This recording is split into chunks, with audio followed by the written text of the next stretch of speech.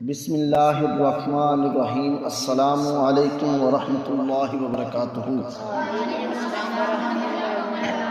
ماہ رمضان کی خصوصیت، مہینوں میں اگر دیکھا جائے تو صرف ماہ رمضان، عورتوں میں دیکھا جائے تو صرف بی بی مریم، اور صحابہ میں دیکھا جائے تو صرف اور صرف حضرت سیدنا زید بن حارثہ رضی اللہ تعالی عنہ، ان کا نام قرآن مجید میں لیا گیا ہے، جس سے ان تینوں کی عظمت معلوم ہوتی ہے۔ دوسرا، ماہ رمضان کو دیکھا جائے تو دوسرے جو مہینے ہیں ان کے لیے دن خاص ہیں یا کوئی وقت خاص ہے عبادت کا، لیکن ماہ رمضان میں ہر گھڑی عبادت کی ہے۔